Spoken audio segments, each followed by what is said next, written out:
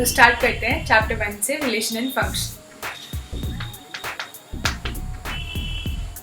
आज हमें क्या कवर करना है? बेसिक्स। तो बेसिक्स में हम बेसिकली दो चीज़ें सीखेंगे। पहली चीज़ कि what is a set and दूसरी चीज़ ऑपरेशंस ऑन सेट। ये दोनों बेसिक्स हम आज कवर करेंगे। अब आप सबसे पहले स्टार्ट करते हैं कि सेट क्या होता है। What is a set? Set basically is a collection. Collection किस चीज़ का? कोई भी कुछ भी चीज़ है जो हम डिफाइन करें उनका collection. Collection forms a set but not every collection forms a set. तो किस टाइप की कलेक्शन होगी जिसे हम सेट कह सकते हैं? एग्जाम्पल से समझते हैं। For example let's consider a set of blue ball pens. So what will the set contain? It will contain all sorts of blue ball pens. For example कोई सेलो का ब्लू बॉल पेन है तो वो इस सेट में आएगा। Reynolds company का ब्लू बॉल पेन है तो वो भी इसमें आएगा। या फिर किसी और भी कंपनी का, पैलेट का या किसी भी कंपनी का बॉल पेन है वो किस में आएगा? ABCD कंपनी के सबके ब्लू बॉल पेन्स इस सेट में आएंगे। So this collection forms a set or not is the question. Now to check if a collection is forming a set or not, we have to check two things. First, the definition of the objects should be well defined. And secondly, the objects in this collection should be distinct. That is, we can label them that this is one object, this is second object. Anyone in this world, whenever given the definition, identifies the same elements, irrespective of everything else. So, this set of blue pills will form a set. Let's consider another example. सबको पता है integers क्या होते हैं? Integers, integral numbers, natural numbers क्या होते हैं? तो नेचुरल नंबर्स के सेट को अगर हम पॉजिटिव वाले ले लें, उन्हीं के नेगेटिव पार्ट्स भी साथ में जोड़ लें और जीरो को साथ में ऐड कर लें, तो ये सारे नंबर्स मिला के क्या बना लेते हैं? Integers.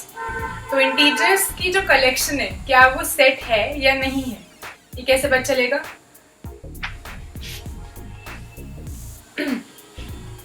So a set of integers, is it a set or not? But it is a collection for sure. Now we have to check two things. Is it well defined? If I ask anyone to pick an integer, will they pick up the same integer? Obviously. Will they pick up this number? Root 2. Can anybody pick root 2 as an integer? Obviously not, because it is not an integer, it is an irrational number. So, can anyone pick 2? Obviously, because 2 is an integer. So if I ask you to collect all the integers, will 2 be there? Yes. Will root 2 be there? No. Is this same for everyone? Yes. So everyone will identify the same set of integers, which include 0, plus minus 1, plus minus 2 and so on. Is it or not? So therefore the elements are well defined. So first part of the definition is satisfied. Now we have to see if the elements are distinct or not. That is, सारे elements अलग अलग हैं कि नहीं। क्या 0 एक element है? बिल्कुल। 1 एक element है, -1 अलग से element है, 2 एक element है, -2 अलग element है।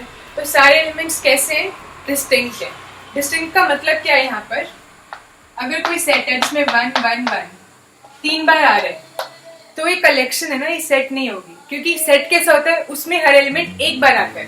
तो this will be equivalent to this, जिसमें एक ही एलिमेंट एक ही बार आ रहा है और ये सेट है। तो इसका मतलब ये है कि एक ऐसा सेट है जिसमें कोई भी एलिमेंट रिपीट नहीं करेगा। तो यानी कि इंटीजर्स भी दोनों डेफिनेशन सेटिस्फाई कर रहे हैं, यानी कि ये भी एक सेट है। सो आई थिंक अब इस एग्जांपल से काफी हद तक क्लियर हो गया होगा। तो now we can form a definition for the sets. और क्या डेफिनेशन होगी? What is a set? Set is a well-defined collection of distinct objects. Two words are very important in this definition. First is well-defined and second is distinct. Set. अब ऐसे examples लेते हैं जिससे पता चले कि ऐसी कौन सी collections हैं जो set form नहीं करती। इससे आपकी set की definition और भी ज़्यादा clear हो जाएगी। अच्छा, सबसे पहले set की denotion, capital letter से set को denote करते हैं। किसी भी capital letter को हम choose कर सकते हैं randomly, और उसके बाद हम यूज करते हैं कर्ली ब्रेसेस, और इसके अंदर हम लिख देते हैं कोई भी एलिमेंट, जो भी एलिमेंट्स आ रहे हैं कॉमा से सेपरेट करते हैं। This forms a set. इस फॉर्म को क्या कहते हैं? Roster form. रोस्टर फॉर्म में और इसी सेट को अगर हम ऐसे लिखें, capital letter is equal to curly braces x such that x मतलब कोई भी एलिमेंट जो इस सेट में आएगा इसको कहते हैं such that, इसकी जगह हम कॉलन भी लगा सकते हैं। x सपोज यहाँ पे हम वो है जो x ब्लू पेन से, तो x is a blue pen. तो यहाँ पे कौन सा आएगा, सेलो का ब्लू पेन और रेनॉल्ड्स का ब्लू पेन और पायलट का blue pen and so on. This form is called set builder notation. So these are two notations for a set. Alright, now let's take some examples so that you can differentiate between collections that are set and that are not sets. Let's take some random sets. A is equal to B is equal to. Now A is all those x such that x is the most dangerous animal,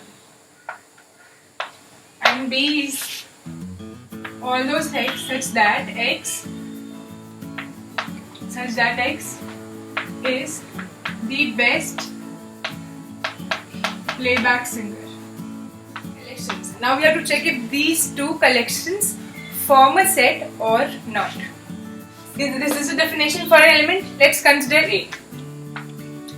अब हमें बताने कि ए में क्या क्या आएगा। Most dangerous animals आएंगे। अब मोस्ट डेंजरस एनिमल्स कौन कौन हो सकते हैं, क्योंकि मोस्ट डेंजरस एक डिग्री है जो कि वेल डिफाइंड नहीं है, तो हमें कैसे पता चलेगा। फॉर एग्जाम्पल मेरे लिए अगर डेंजरस एनिमल्स हैं एक स्नेक, टाइगर और लायन, तो मेरे लिए कौन से एलिमेंट्स आ जाएंगे इसमें, स्नेक, टाइगर एंड लायन। पर क्या पता किसी और के लिए, जैसे मेरी छोटी सिस्टर है, उसके लिए मोस्ट डेंजरस एनिमल्स कौन से हैं, squirrel, lizard and any sort of worm. So she'll have different set. So for every different person, this set will be different. Therefore, this definition is not well defined.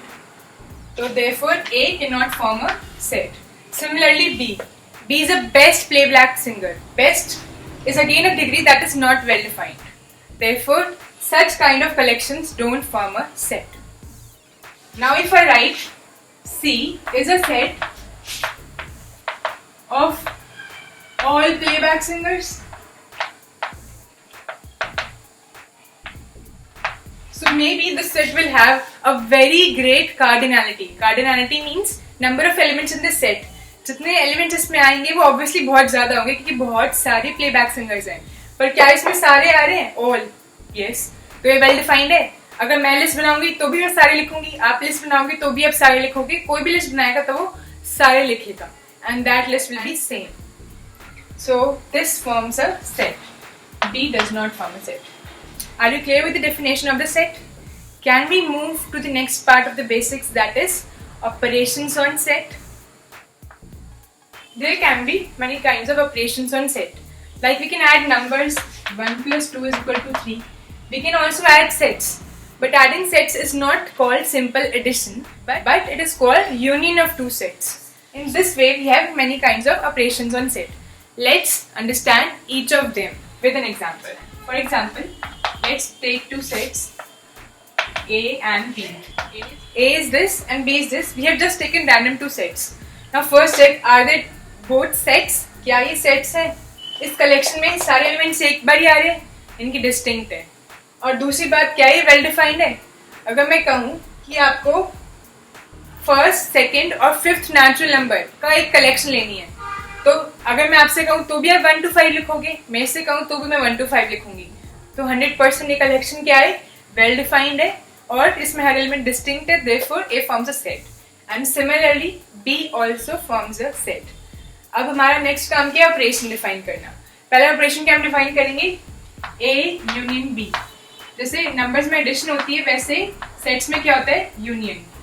A union B, ये क्या होएगा, इसका मतलब है A के सारे elements और B के सारे एलिमेंट्स को कंबाइन कर दो और इकट्ठे लिख दो। This is called A union B। तो ये क्या हो जाएगा, 1 2 5 7। अब 5 इसमें भी था और इसमें भी था, तुमने 2 बार क्यों नहीं लिखा, क्योंकि हर एलिमेंट एक ही बार आता है, अगर कोई रिपीट हो रहा तो हम उसको एक बार लिखेंगे। So this forms A union B। तो आपको यूनियन समझ में आ गया। यूनियन की हम डेफिनेशन भी लिख सकते हैं,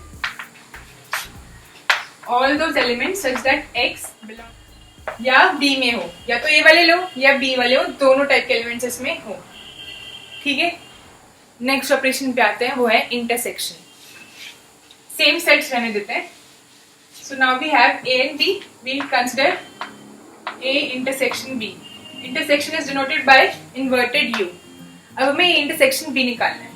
इंटरसेक्शन का मतलब क्या होता है, इन दोनों सेट्स में क्या कॉमन है, ये होता है इंटरसेक्शन। तो क्या कॉमन है इन दोनों सेट्स में, क्या 5 एलिमेंट दोनों में कॉमन है? अगर यहाँ पे 2 भी होता तो यहाँ पे 2 भी लिख देते। वो जो एलिमेंट जो इन दोनों में कॉमन है वो आते हैं इंटरसेक्शन। अब इंटरसेक्शन की डेफिनेशन लिखते हैं। Intersection B is X such that X belongs to A and B. Union मतलब था कि ए में हो या बी में हो, दोनों के एलिमेंट्स इसमें आने चाहिए, पर इसमें क्या है, ए एंड बी, यानी कि ए में भी हो और बी में भी हो, इसमें से वही एलिमेंट्स आएंगे। This is called intersection.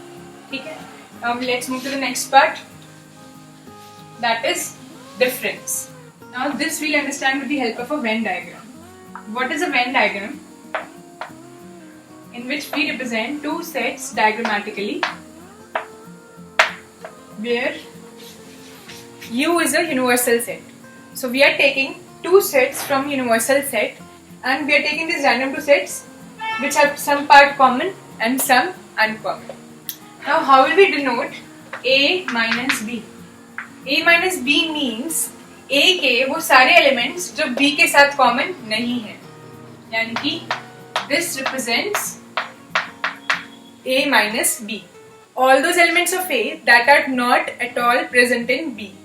And so similarly if you want to represent B minus A, so B minus A will be this part. All those part of B that is not at all a part of A. This is B minus A. Clear? Let's move to the next definition, power set. What is a power set of a set? For example, we have a set A is equal to 1, 2, 3. So power set of A is the set of all subsets of A. एक ऐसा set जिसमें हम A के सारे subsets लिख दे उसे कहते हैं पावर सेट। अब A के सबसेट्स कौन कौन से हो सकते हैं? पहले सिंगलटन, यानी कि एक एक एलिमेंट वाले, 1 हो सकता है, 2 हो सकता है, 3 हो सकता है। फिर 2 एलिमेंट्स कंबाइन करते हैं, 1 2 2 3 3 1, और फिर 3 एलिमेंट्स वाले 1 2 3। और नल सेट, नल सेट क्यों? क्योंकि हमें पता है एम्प्टी सेट या null set is the subset of every set. तो यानी कि इस सेट के कितने सबसेट हो गए? 1 2 3 4 5 6 7 8। और सेट 8 इन सारे सबसेट्स को मिला के एक सेट बनाए तो उसे कहते हैं पावर सेट ऑफ ए। और एक और फॉर्मूला जो आपको पता होना चाहिए, cardinality of power set of A is 2 raised to power n।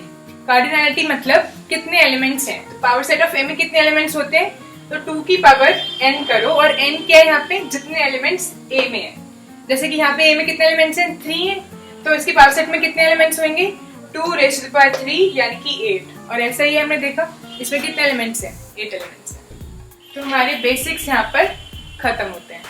ये बहुत ही बेसिक बातें हैं जो आपने शायद 11th में ही करी होंगी, तो मैंने बस इसको रिवाइज करवाया सो दैट जब हम रिलेशंस और फंक्शन की बात करें और उसमें आपको सेट टर्म यूज कर रही हूँ या कोई ऑपरेशन का यूज कर रही हूँ तो ये सब आपको पता हो। ठीक है।